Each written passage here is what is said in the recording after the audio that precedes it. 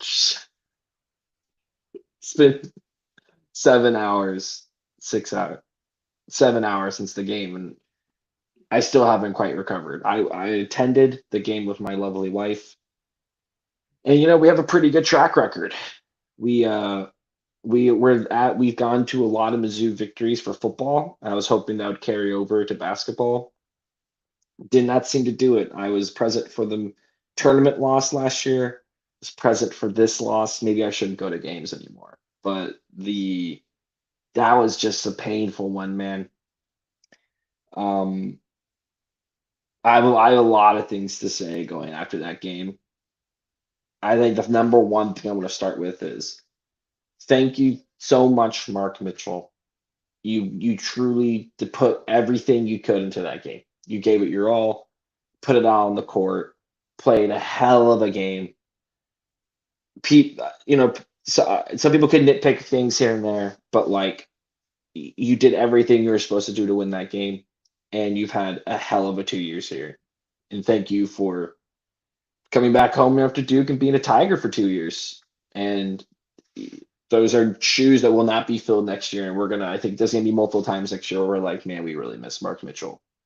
Um, and I really, really wish his senior night could have ended out differently. The other seniors, look, I appreciate too, but all of them were 1 year guys who are playing roles on the team. Sean Phillips, I appreciate you. Jane Stone, I appreciate you. Porter, you were there.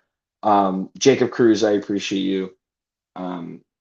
But like nitty gritty, Mark Mitchell, man, what a player, what a Tiger. And it just really, really sucks they couldn't get that game for him. Mike, I would like your thoughts on Mark Mitchell before before we move on to the rest of the podcast. You're muted. You're muted, Mike. Am I? No, There you go. I just had a profanity laced rant. Yeah, yeah, seeing him get a little teary eyed definitely makes you appreciate it, so much more, and you can definitely see the impact, probably on that, that guy's life and the community that really rallied around him. He was an integral part of our offense this year. Um, yeah, I mean, hopefully we can, Yeah, hopefully there's a few more games, right? But like, yeah, hopefully we don't. I think hopefully we can get the bye, play Thursday, get a win under our belt, and then send up some flares to the gods, and have him I play again. It made me really realize like how, I mean, obviously he's very important, but like the offense literally ran through him, like that he was a safety blanket for so many guys. mhm. So yeah. I I think the second thing I thought of at the end of that game, one, you had this whole crowd there who was like super excited for the team. Every chance they could, they were trying to get loud. The Tigers missed out on so many chances to push a lead and to use that crowd's excitement to make something of it. It just felt like every time they were about to make a move, they wouldn't do it.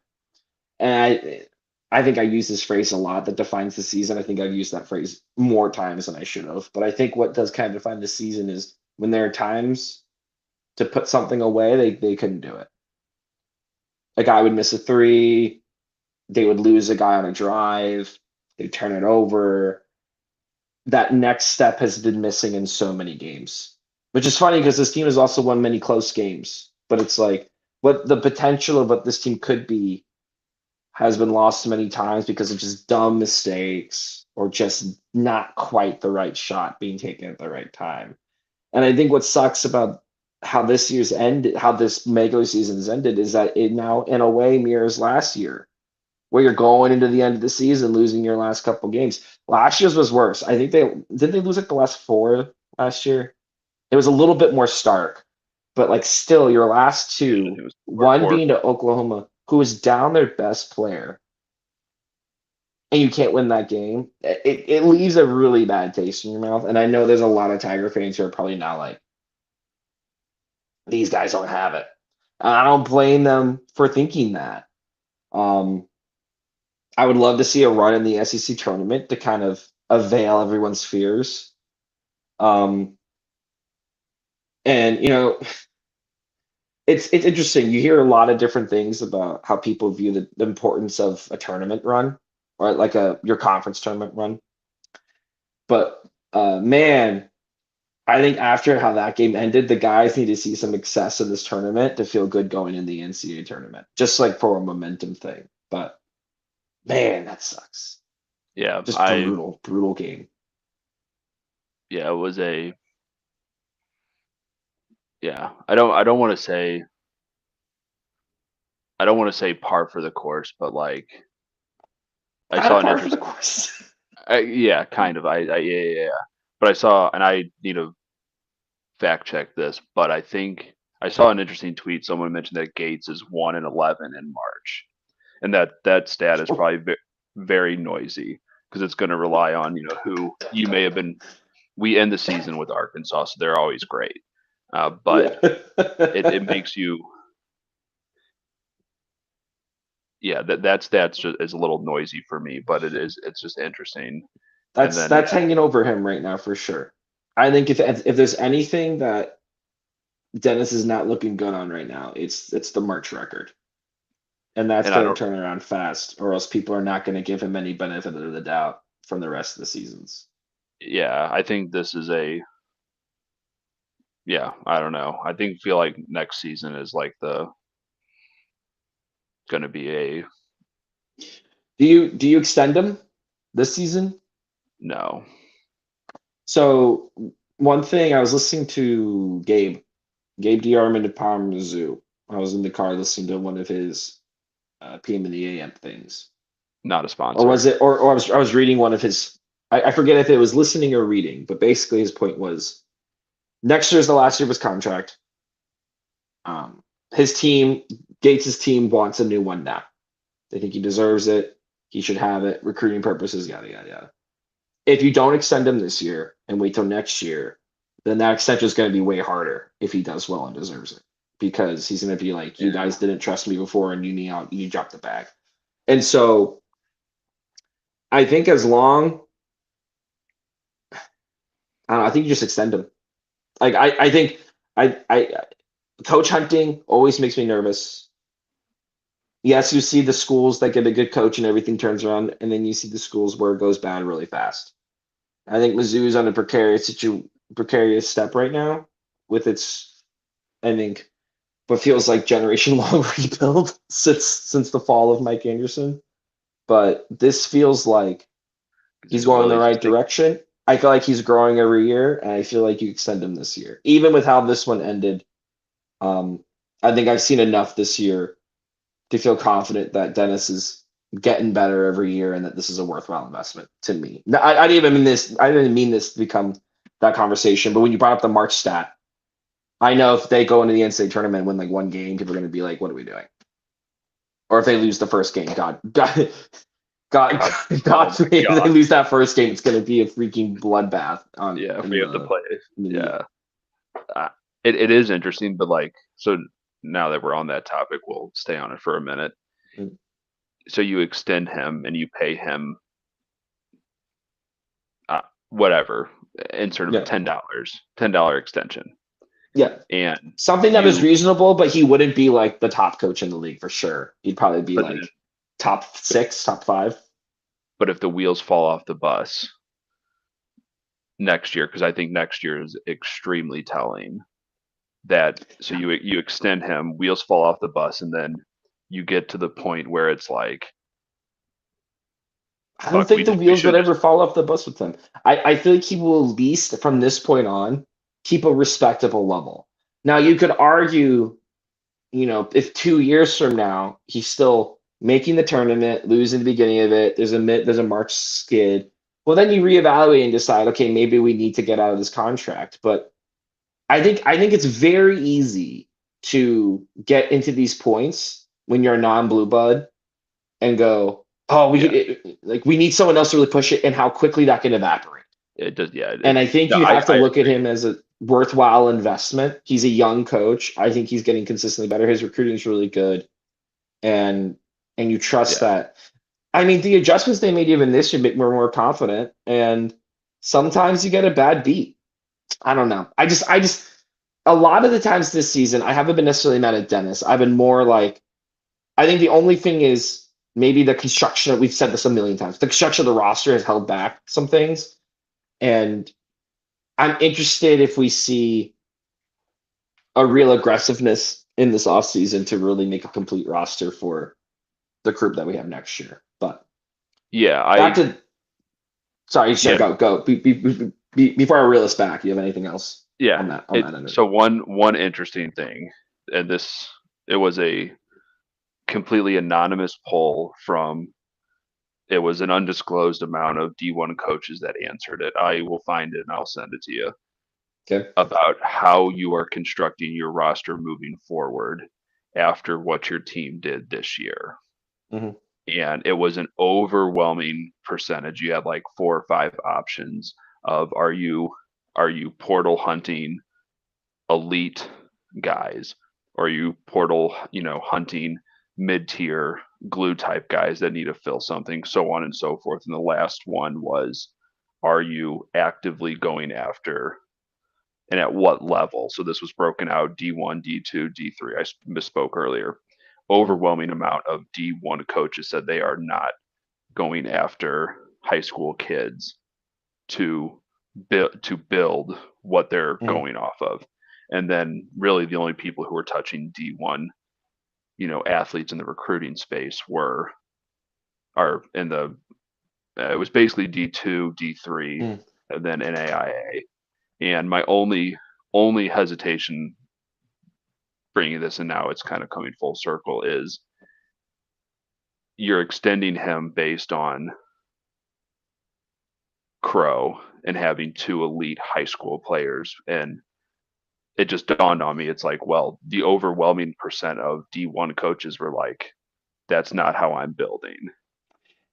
Yes, but there's a It's lot of D1 coaches who aren't getting that level of talent out of high school. I mean, what it feels like is you recruit like three kids from high school a year. You make those top 50 kids every single cycle Yeah, at a Mizzou level. Those yeah, 50 those three kids have to be top 50 level kids. If there's anyone else after that, you're like, buddy, you can join the class, but like you're not playing this first year, you better be okay with it. Like a Rowe. Like Rowe is a great example of he knew yeah, he was redshirting. That's expected. No one's upset by it. But everyone else, it's like you're recruiting them from high school because you think they have something they can do immediately. yeah, Chronister can shoot. Tony Bryant has the defensive chops and athleticism. Crow can score the fucking bejesus out of the ball. So each of them has something they can immediately offer if needed.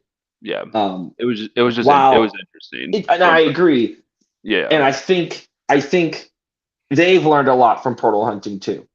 I think whether it was Warwick last year, who you could argue was misused but didn't quite produce in the way we wanted to. Mac this year with Porter, honestly.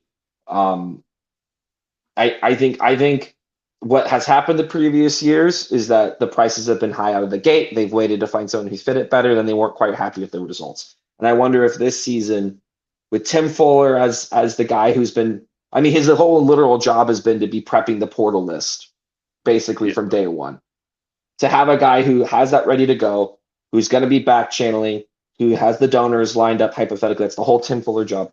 That you're going to really get a good transfer class this year. And now you're going in with a very clear roster returning. I think we can all agree Ant's starting to put it back together. There's still some cons of him. T.O.'s fallen back to earth a little bit, but we've seen the potential out of him.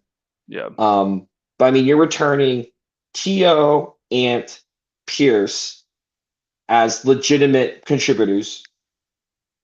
I'd throw Burns Burns of good in there. potential. Hmm? Yeah, I said I would throw Burns on that list. Yeah, Burns of good potential, right? Like Burns couldn't play Yeah, today, and that's something that like if he's going to be a major part, he has to be able to play in every game. yeah, 100%, So 100%. so Burns has a great potential, and then you have Randall, Rowe, Boat, and Mac as are we going to get some from them or not? who knows? But Yeah. like that's a really solid core. But you're still searching with the three freshmen coming in, you're still searching for like 3 or 4 guys who play very specific roles. You're not going to get a Mark Mitchell. I don't know who knows who's in portal, but it's like, what are you doing to form a cohesive team? And I'm hoping this year they have a much more like I think the team they formed this year, there was a picture of it. It just broke, and then they had to redraw it. Yeah. And what they came up with was serviceable. Like this is a team that could win games, but boy, does it have its glaring flaws. And that's what it's like. It's really obvious when it comes to crunch time. Mark Mitchell's the only guy who's got the juice. Yeah. No one else Yeah. has got the juice. No. Well, Arkansas has a like. I think that's the big difference between us and Arkansas, and us against most other Big Ten teams is going to be a lot of other teams have multiple guys who can go get a bucket, and right now it's like We the only don't. person I wanted shooting in overtime was Mark. Pierce made a three, great. T.O. snuffs the shot. Ant snuffs the shot. T.O. can't even hold on to the freaking ball. No one can get a rebound, and it's like Yeah. the fact that every play didn't have Mark Mitchell because even when Mark didn't like do something to the ball, he would get double teamed, got it to Ant. Ant got an alley up to Phillips. Awesome. And like even him touching it, even if he doesn't drive it, would lead to other things. So Yeah. like that's definitely the flaw of the team. And but I feel like I'm so tired. I know it's only 9:30, but it's been a day. No. No. Okay, That's so back to the actual game. yeah. My two notes from under 2 minutes. I'm about to say, so you want to just go straight into the overtime? Or are you talking Yeah. about under 2 minutes of the game or under 2 minutes in overtime? Under 2 minutes of the game after rewatching um, Okay. and expedited the minute 50. The Slobber and Hogs miss a three. Hmm. Phillips, it was like a weird Phillips missed box out. Barrett tries to like swat at it. They get the ball. They score. Mm. Minute 10. Will we go down? That's when Mark hits 2 free throws, tie game. Go back to minute 10. They draw up a phenomenal play. This like double pick up at the top. It's when Thomas slipped up to the top and banged a mid-range two. Hmm. I rewatched that play. One, I want to steal that for next year. Two, Ant. This is what chaps my ass about Ant. And this is getting granular. Ant and Thomas were standing like side by side, Hmm. and Thomas does a not a push off, like was not extending the arm, but kind of does one of these to Hmm. get off of him, and Ant kind of literally steps back like he got shot by a deer rifle. He's trying to get a call. Like he's flipping back. And then that's when Thomas was able to come up from that pick. He slipped perfect, comes up to the Mm. top of the key, bangs a mid range. That stuff drives because and for all the good that he does, he can be overtly emotional, and Mm. he's always very herky jerky with his movements, trying to get a call, whether it's one way offense or defense. And like that's a play where it's like they're not going to call that with a minute left in the game unless like it Hmm. is a legitimate shove. And he was 2 steps behind Thomas the entire time, chasing tail. And part of me Yeah, is like, it's Ant's a good defender when he's up in someone's face. Like most people are not trying to shoot over Ant, and that's just one where to have that back. It's like I'd rather have Thomas bang that in front of Ant, straight up, hand in his face, instead of Ant 2 steps behind him. it's a leadership judgment thing where it's like, sure, 10 minutes left in the second half. Yeah, try to pull that foul. Under 2 minutes, no, you don't try to fake something. Don't try to sell it. Stick with your man. Same Yeah, thing with an overtime, Ant. Get the ball to Mark Mitchell. It's moment judgment calls, and yeah, it's growth, it's maturity, it's I mean, same thing with T.O. So T.O. gets the rebound. off the Arkansas missed free throw. We're down to 17 seconds left. And he sprints down the floor into the teeth of four. Like he really runs through into the middle of four Arkansas players and gets stripped. It's like, brother, just take a second. You don't have to rush it. Get up the floor, run a play, or like survey and move from there, or just get it to Mark. Let Mark walk up the floor. But like his judgment in the moment just wasn't the right call, which led to him just getting it freaking stripped. Yeah, So there's a lot of growth from the guards on that end.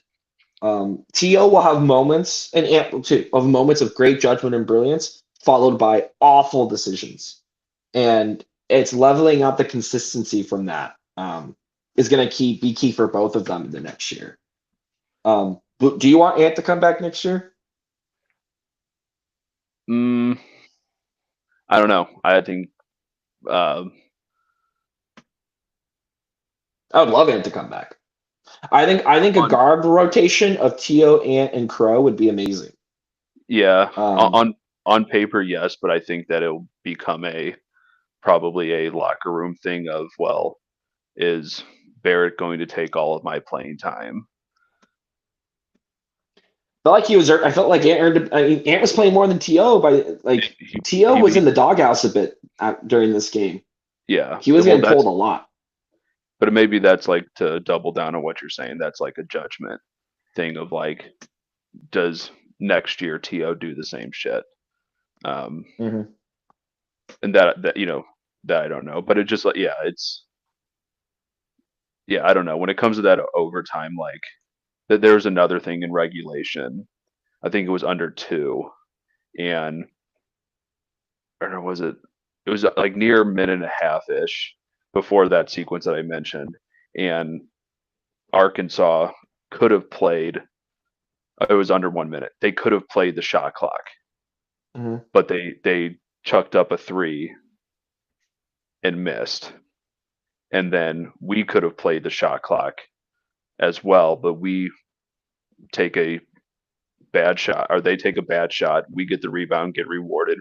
We run down, miss, and I wish I knew that sequence because that would sound not like a bumbling jackass. But there's that sequence where someone there has to realize, like, hey, there are a finite amount of possessions that can be had here. Arkansas just wasted theirs. Let's not go down and do the same thing. And I really wish I wrote it down. It's somewhere within my jumbled mess. And then overtime, I unfortunately had to listen to it, and fortunately had to listen to it on the radio. John Kelly, voice of the Tigers, hashtag not a sponsor, was a delight as I was white knuckling it to get to my last basketball game of the year, which they brought the bell to ass to us, so that was unfortunate. Let me just Here's the thing, man, about overtime. I talked to my mom after the game. She's like, Mark was so tired. I'm like, you're right, he was. He played every minute, basically every minute. I think Dennis snuck him a rest at like an under 12 or something like that. Arkansas only plays 7 players. They had guys who have been out there a lot of minutes. But Arkansas is not playing deep team. When it came down to it, they out hustled and out executed at the end of the game. Multiple possessions where they got rebounds. Multiple times that Tiger players got their hands on the rebounds first, and Arkansas still got them. And so it's painful. It's painful. But like, to my parents who are average, like to my mom who's just really into the game, my dad who watches and kind of comments, but like both of them like just sometimes feels like they don't want it. And I'm like, I don't know if it's that they don't want it or not, but concentration's a skill, and the ability to keep your head even when you're exhausted in high pressure situations is a skill. And it feels like a lot of guys on this team will kind of lose their head at inopportune times. But that's also the beauty of the tournament, of both the SEC and NCAA tournament, is you can get hot and all of a sudden you look amazing again. So I don't know.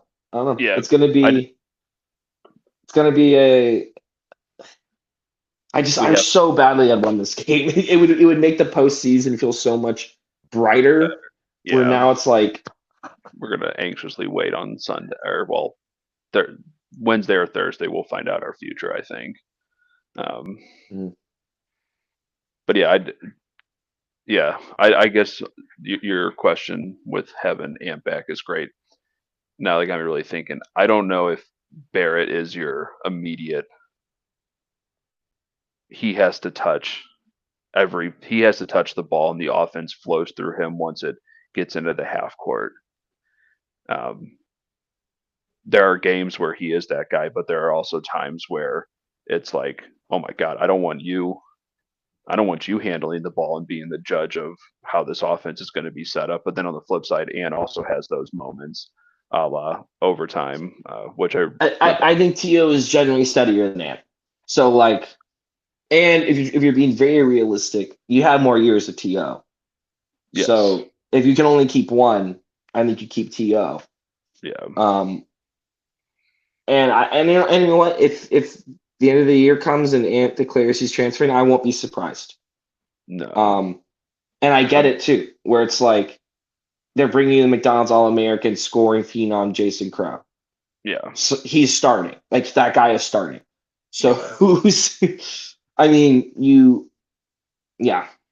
It'll just be well. I think the one, and I'm sure people in the locker room or the coaching staff locker room are aware of this, that Ant is exponentially better on defense than Barrett. And Actually, someone, could sorry to interrupt, but I was thinking, could you do Tio Ant Crow Pierce Burns or insert center? Can Pierce not play a four? uh, yeah, Just I mean, sacrifice a little bit of size on it. But yeah, no, Ant and Tio are big guards. And Crow's big too. no, that is interesting. There's, yeah, on that vein, um, it would make that's you would want Pierce, I think, at the four, from his ability to shoot the ball, um, or he's fine shooting. Um, Mm. He's a great shooter. I mean, I think he was 50% on threes these past like 3 or 4 games. yeah, It I just mean to seems like play, he starts cold, but then he'll end yeah, up hitting his last few. that would be an interesting lineup. I just think that someone in there is I mean, they have access to gobs of data, and the average college basketball fan does too now. And just a Mm. quick few searches, and you'll see that Ant is 5 times better on defense from a statistical output, and as far as like an efficiency value. Um, so I think that would give him the edge to be like, hey, you're gonna Mm. log these minutes, like, and I don't mind going with the hot hand of like having two guys that are highly serviceable, but then you got Build a other skill guys. at the game.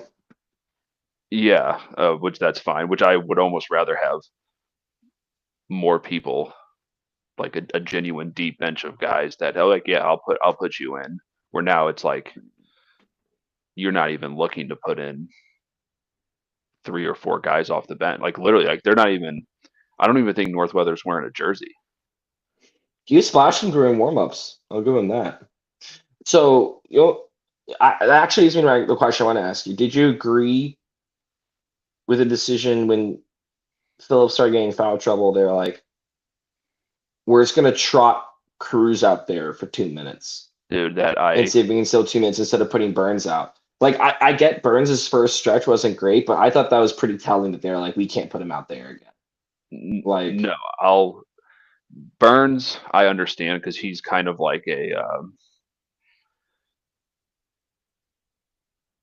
he, how can I put this without getting in trouble? No, I'm kidding. he's not He's strong just enough yet. Our Arkansas it's not players are that too athletic, too strong, and could just it, kind of abuse them.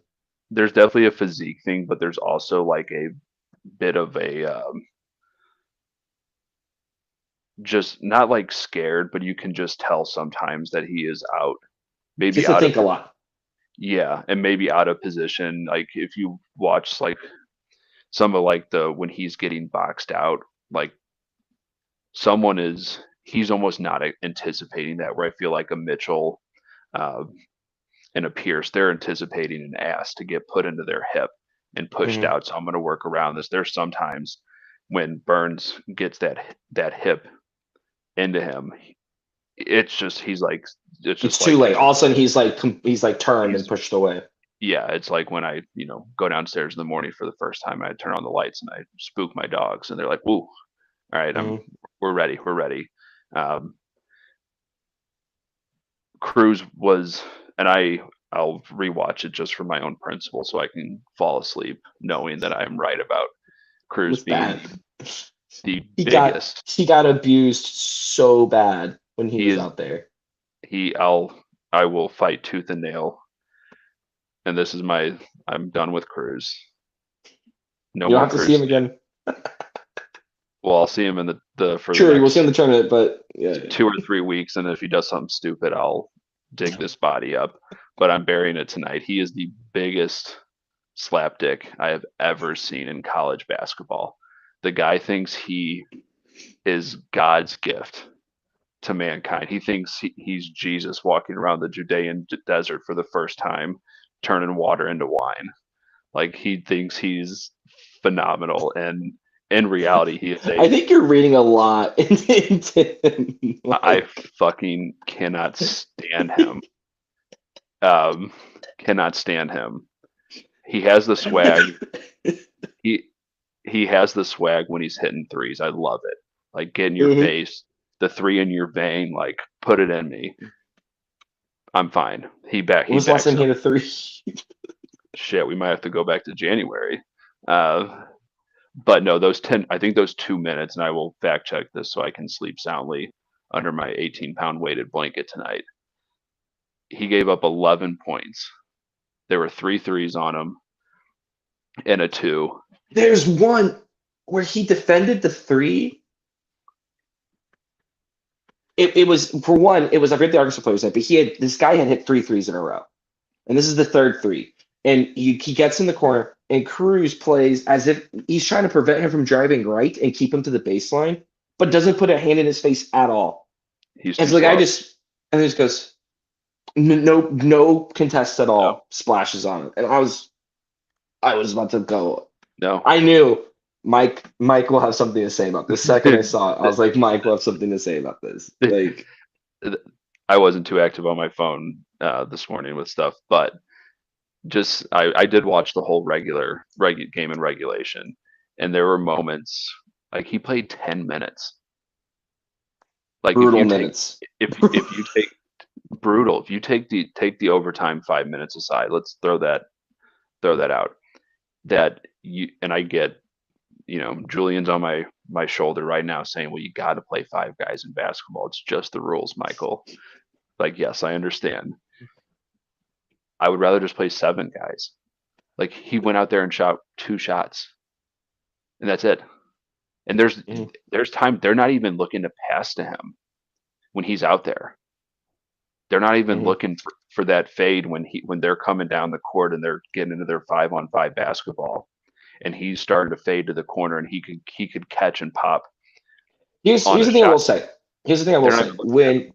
When Phillips had to go out and Cruz came in, they were watch this, watch this. It happened at once. I distinctly remember. I think it happened twice, where Mark was driving and the guy that was covering Cruz could not leave him, giving Mark a much open driving lane. He took advantage of that, which against Phillips or as someone else who wasn't a shooter, they were aggressively running off their guy to hack at him, but like they couldn't. And what Cruz was purposely doing is that where if Mark at the top of the key, he's gonna drive left. Cruz will run the baseline to get on the other side, so his defender can't leak out to go for Mark because he's standing right there ready to catch it.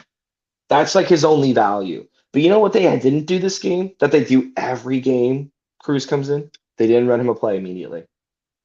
I No, think that's very telling. Every other game he comes in, they always yeah, run that it's game it's that. They didn't Yep. do it. No. If you like,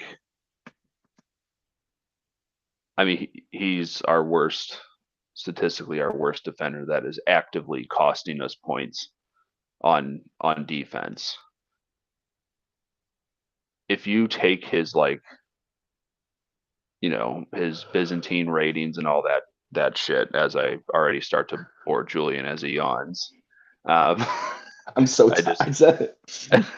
I just mentioned the word Byzantine and I sent him into I gotta lay down. Like, he call it Byzantine now. It's not even a called that. um, It's the Mark Bynum stats. um, if you take away his like offensive production at being the third best Mizzou player when it comes to like genuine offensive value, if you take away the 8 garbage games, that's going to be my summer project, is to figure out his rating is probably so low. It's not worth it, Mike. He's gone. You don't have to. I know. You don't I have anything else to prove. I will. I want to sleep, Julian. I really value going to sleep knowing that I'm right. Um, but no, it is very telling, and it is a shame because like I feel like there were those moments, multiple game stretches where he was knocking in 2, 3, 4 threes, and you knew, okay, Dennis is going to draw something up, or hey, he just got hot. Someone's going to slip off of Mark, and you can, dink and dunk. Mhm. That's not even there anymore. Like teams have, I mean, they're still guarding him because there's that threat of him, you know, finding his nut, but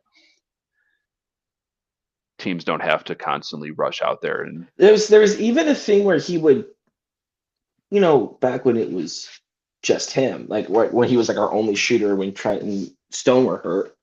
He had a couple moves. Like, he would drive in and shoot kind of a fadeaway, and he was hitting, and he's not even yeah, confident enough to do that anymore. Like, there's just a lack of. I think he's lost a lot of confidence too. yeah. Um, Which I mean, it's fair. Like I know I'm very he actually keeps listening to the pod, and you've actively made him worse with your harsh words, Mike. um, but no, I mean I get I understand what he yeah. Anyway, it's just a shame because that takes a lot of pressure, I think, off of other guys when you have to put a defender out 18 feet away from the basket and constantly be in his face. Mhm. And if you just go watch the times that he's in, like he literally just runs straight to the corners. Like it's just not teams just know that's, and there's just yeah, we're going through a lot, but it's just that's the frustrating part. That's like you can't even put him in without it being like, dude, the wheels just fell off. To me, here's what's going to come down to for the SEC tournament, for the NCAA tournament. Can two other guys besides Mark, can two other guys shoot Yeah, and make plays consistently? Because when yeah, when when Mizzou was on their hot streak, T.O. was feeling it, and Trent, and like someone was, it was T.O., Mark, and someone. We had the game where it's T.O., Mark, and Burns. We had the game where it's T.O., Mark, and Phillips. We had the game where it's T.O., Mark, and Pierce for Texas A&M, for example. But it was always T.O., Mark, and someone. All of a sudden, T.O. has started struggling again. Like, his shot's just not falling. And I think part of it is that teams are covering him a lot better. Two, Stone has also been struggling. yeah. He's I fallen mean, off. here's the thing, like, guys scored today, but no one stepped up to be there with Mark. We No, was doing just enough to keep the lead, but we could never get it past three. And it was just like begging no, Arkansas to come take this game at the end of the game. And they yeah. did. Like I was talking to a mutual friend, and then a few other people who are not affiliated with but are in the basketball space, and it's like we show these flashes where when we got down 10, 11 or whatever, Mhm. and you almost knew that that's inevitable. It's like we either start off piping hot and we are pushing them to the fire, or we are the ones getting pushed in the fire, and then now we have a 15-minute block that we have to make up, which we did. Props to Mizzou. Okay. Like that was Mhm. well. By the That end was of the well half, within three, great end of the half. perfect. What we well adjusted. We let Arkansas play with their food. We took it away from them. We moved on. The first half, coming out of the second half, Arkansas bangs a three. Mizzou Yeah, turns it five over. points like that. Just Literally, instantly. and I get that it's only 5 points, and then we chipped away at it, but it's just like, why can we never? And I get that it's sports and it's competition, and there's 10 people out there controlling things that we are not, but we can just never do that. Like, we're not even an inconsistent team game from game. This is straight from our mutual friend. We're an inconsistent team, literally possession by possession. Like, Like I not literally even 5 minute possession spurts of just like wildly different outcomes and like results. it, and not even like in how what like and being more analytical and in other spaces. It's like, what is that? Why is that? Like, Hmm. it's not a coaching thing. Like, Gates can only control the controllables, which I will give him his flowers for this year with what we've been able to do. But then there's also these other moments where it's like, well, Mitchell's pulling his weight. He's out there outworking everybody, and then no one else just will step up, or no one else can at least just remain semi consistent. Like, we're not, I like, as fans and as just like a program, like, we're not asking for the moon. Like, Well, we're it was like in the Oklahoma game where forget who, but someone saved the ball. It rolls between four Tiger players, and they all just stare at it because they that all was think bad. someone else is going to grab it. That was bad. And like, you look, and again, there's a lot of variables that go to not to that, but just in general to a game. But like, whether it's a dumb pass, or if it's, and in overtime dribbling the air out of the ball to make a fadeaway pass. Like, you guys are you guys are basically semi-professional paid athletes. Like, what is why does this always happen? That's like, Mhm. that was my takeaway. Like, when I finished it up on the radio, instant reaction, walking into the gym, I'm just like, why does that always happen? Like, why are we just so accustomed, and like the Mizzou Twitter and the Reddits and everybody who's ready, they're climbing back up the columns to jump off, and they're hiding out in Flat Branch Creek under the bridge by the Taco Bell. Like, why is it always like that? Like, I don't know. Um, I, I don't know. It'll be curious to see if that is a trend in Dennis teams. so Is far that a it is. this? It So far the is it though? I mean, like I said, opposite ends of the bell curve, we're throwing away the 0-18 season. That can't be judged. Every other outcome, First first every other year's outcome. team First year's team wasn't inconsistent. They could only win one way, which was turnovers and hit threes. And that was like if they played against bigger teams, they would just lose. Last year's team, I don't think it was inconsistency. I think guys got hurt and fell off at the end of the season. Maybe, That was more of a trend line. That wasn't this year's team, which is brilliance and complete apathy in like the same in like a 10-minute span. yeah. I Like mean, wild in game swings. maybe yeah. I guess I would lump the Dude, if I just want to say, if you want to feel like see the growth in how Dennis has built the team and what they're doing, go watch that first year team. It blew my mind. I went and watched the Tennessee highlights, and it was and like the extended highlights, it shows like almost every play. And it's just Tennessee making inside shots and Mizzou just hitting threes, just three. Like, just it's all they could do. You had, banging. Was and that the Princeton? Was there's that the no Princeton size. year? Yeah, it was the Princeton year. Like Okay, I'm looking that, at the the yeah. average height of that team was like 6'2". It was just a bunch of short guys shooting threes. It was a wild team. And then The Mo Diarra would go out there and run around with his lanky arms. the It was a crazy team. yeah, the yeah, I'm looking at the efficiency numbers for that team right now. It was not good. All No, because offense. it was They literally were all all threes, yeah. threes and I runouts. gotcha. It yeah, I don't know. I guess maybe the pessimist. I'll happily play the pessimist. The pessimist is just this season just screams getting into the tournament and then getting a really bad mid-major matchup the first weekend or a playing game. I don't know. I feel like this team is actually built to completely crush a mid major. I think it will against any team with competent athletes. It just starts to like unravel a bit, Well, I or think the like well coached, but like athletic. yeah, there's like because I was talking to someone else in the basketball world about that, and there's like a couple buckets that this falls into. Like Mizzou wants to go up, or you want a semi-athletic mid-major, and I think we run them out of the water. Mm.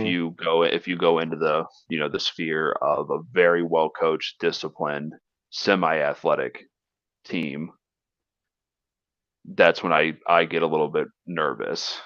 Because until Gates proves you wrong that or proves me wrong, that Proves the world wrong. proves a lot of people wrong. But Oh man, we'll yeah, see. I still think A lot of this season is going to be defined how about this NCAA tournament because yeah. No, there's I think you know if you somehow get to the Sweet 16, the how the season ended completely forgiven. Like it's gonna be crazy how like if this team gets to like Sweet 16 level, this is all gonna be remembered as the season Dennis turned it around, and there's some rough parts, but like he salvaged it, and like wow, what a turnaround.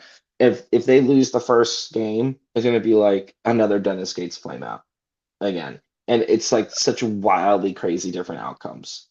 yeah. Well, that's why the extension aspect that's interesting. I didn't I really think you gotta do it no matter what. It's you're betting on what's more likely. What's more likely? Is it more likely that he can then consistently win, bring in good recruits, and have shots at really making runs, or is it more likely that he flames out? I think it's more likely that he builds a consistent basis of success. That's just me. That's me personally. yeah. I mean And but that's also probably the I'm very scared of coaching searches. I'm just yeah. like I just No, think I so much can go wrong in a coaching search. It's yeah. No, I definitely agree. I fall into like the camp of I guess it'd be interesting to go look at like the preseason metrics of Mizzou being like a legitimate like top 30 team this year. mhm. And there were these ebbs and flows, and obviously there's a bucket of data of without Stone and Pierce, where I just want to throw up I just want to throw up thinking about it that Northweather and Porter and Cruz had to be your bedrock. Um, but it's hard to like put put your eggs in that basket, like because I would assume Mizzou's going to come back. Mitchell's going to hurt on the metrics for preseason outlook for next year. Um, there's going to be some garbage data of but what where do we come in next year with Crow and my only hesitation like with high school is like it's high school. Like Porter was a Gatorade Player of the Year in Missouri, or not Porter, fucking Northweather. Um, He was? yeah, Yeah, but no, like people like I trust the people who I talk with in the basketball space, and just thinking about this holistically, like it is a different sport. Like Yeah. Randall was phenomenal. The dude had to transfer from the Shawn High School, who produces phenomenal college, or men's basketball athletes. And, but I will Have you say, watched Have you watched Crow play? yeah, I I'm not, mean, I'm not, there's I'm not poo pooing on him, but I'm just, I, here's the thing. He's gonna struggle at first, of course, but when you yes, watch guys like Acuff or who's the Kansas Peterson, guys who just have obviously different feel for the they, game. they That's have, what it feels like they, with him. He just yes, has a different feel when it comes to yes. how he's able to And score. yeah, I'm not alluding to the fact that he could flame out, but Mm. I'm alluding to the fact that you're putting you're putting a lot of faith, and it's not faith and faith. You're just putting faith. You're All right, you're man. just uh, you're just putting a lot of faith into an 18-year-old. Um, but Well, hopefully I think the team around. I don't think there's going to be a North. I don't think there's going to be like an NC State situation. Like I think the guys around him are legit. It just depends on. I mean, yeah, we're going to say this every year. What are they going to get out of the portal? Are they going to get the two or three pieces that are going to make this a legit team? Or yeah, are we going to be doing this song and dance again next year where it's like, are we scrapping at the end to try to put together a legitimate tournament chance? So yeah. we'll see. But I think I've exhausted my talking points, and I think it's time to sign off. I'm surprised we went 51 minutes. When we started this, I was like, I'm going 30, and then all of a sudden I look up and it's 50 minutes. So another great time talking with you, Mike. As always, Miz. as always. You have to end it. I can't end it on my phone. Fuck, where's it at? I gotta pop the To the screen back bottom. up.